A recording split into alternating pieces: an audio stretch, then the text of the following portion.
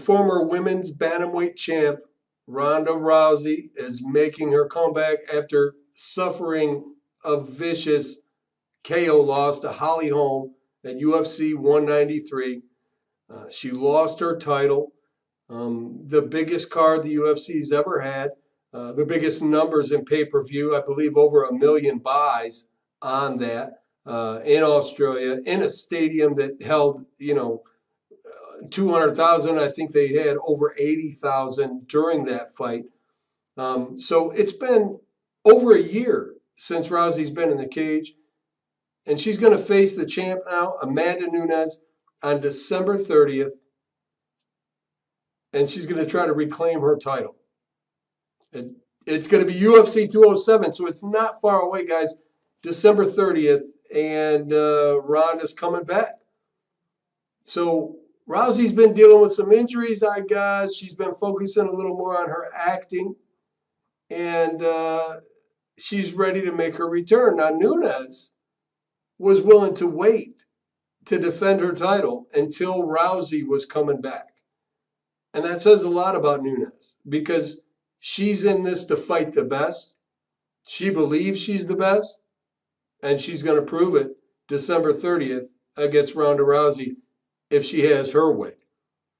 Now, with Ronda, she was exposed a little bit against Holly Holm. Not a little bit. She was exposed a lot. Trained by Edmond, and as a boxing coach, Edmond is a guy that you would think Ronda would know boxing 101. Footwork, head movement, how to fight a southpaw, keep your foot to the outside. She didn't have that. She didn't have an answer. I felt bad for Ronda, actually, because she's such a competitor, and to lose that way on such a big a stage was a huge blow to Ronda. Now, this could affect her a couple of ways. She is such a competitor that her fire is lit, and she could be pulling the wool over everybody's eyes and has been focusing on nothing but training. Or it could be that total collapse. And she spoke of that feeling in judo when she had lost. And, you really don't know with Ronda. She is extremely talented. But like everyone that gets brought to the game at a certain level from their wrestling, from their, judo, from their BJJ, they knock someone out once or twice, and they get really good with that. They start believing in that right hand or that left hook. And that's not what got you to the dance. That's not what you can count on. Ronda was able to take out Bethe Correia while she stood still against the cage. Holly Holm used footwork, angles, and just tore her up. So we're going to find out if Ronda has improved her skill as a boxer in boxing 101, let's say. Or we're going to find out if Amanda Nunes, who is a tornado, make no mistake about it, this is a woman that comes into the cage to finish the fight. She doesn't play. She doesn't take breaks. She goes at it and goes at it and goes at it. But it could be a perfect match for Rousey because her game is the clinch, her judo, and of course the jiu-jitsu and the armbar. So it could be perfect for Ronda Rousey. We'll see what the game plan of Nunes, if she plans to keep it striking and keep distance, or if she's going to pressure and try to take Ronda down. And listen, let's be honest about it. There is no one better in women's MMA at 135 when it comes to the clinch and the ground game as Ronda Rousey. So Nunes has got to do something extraordinary, I think, in my mind, to beat Ronda. And I think Ronda is the one that beats herself. If she loses, it's going to be a Ronda Rousey loss. Not necessarily,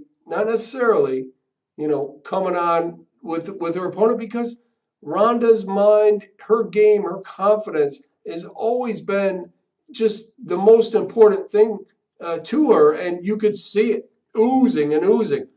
What do you do when that's gone? What do you do when you don't believe that you can win every fight no matter what? When you know you could be knocked out? And that's the test. That's what we're going to see with Ronda. And Amanda Nunes, she's a monster. It's going to be a great fight. I'm looking forward to it. And I'll be honest with you, Amanda Nunes, she's kind of on a mission here. She had the opportunities to fight other fighters they were there, easier fights, but she wanted Ronda. She was willing to wait, and it's not just the payday. I mean, I know the payday's there. That's a huge, thing for the fight, but it's also to prove, at this level, when you dedicate this much of your life to this sport, when you train this hard for a sport, it's about knowing that what you're doing, and you are the best. You have done everything it takes. So there's a lot of emotion that goes into this, guys. It's not just dollar signs. There is a lot into this, especially for the women. You got to give it up for women's MMA because they come out and they put on a show every single time. They're fighting like they got something to prove. And for one, I enjoy it. I love it. I try not to miss any women's MMA, no matter what's on. Tanya, how you doing? I will get you soon. By the way, we got to go right to that because Tanya is fighting for the title, or she's got the title, but she is fighting and defending the title, and that's going to be something. I'm looking forward to this.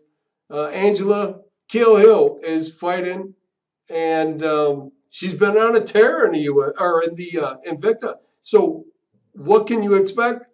You got the champ. She knows what she can do. A win over Angela Hill could put her in a position where she could maybe set up a fight with Chris Cyborg at a 140 catchweight. Very possible. Great fight. Tanya is not afraid of anybody. I would love to see Tanya fight Cyborg. Or, according to Tanya, she is ready and willing and wants to drop to 125 as well. Take that belt, have the 125, the 135, and then fight Chris Cyborg at 140 and cement the legacy that she's built, worked hard for, and deserves, in my opinion. So I'm looking forward to seeing what goes on with that. It's a big fight coming up in Invicta with Tanya defending her belt. It's going to be a great night. I will be there, I guarantee you. We'll get some really good interviews, and I was informed by Tanya I cannot be in her corner. But listen, you can't get everything you want, right? So listen, guys, I appreciate you taking the time for Fight TV, for Modern Pugilist Entertainment. I'm Dan Cox. Thank you.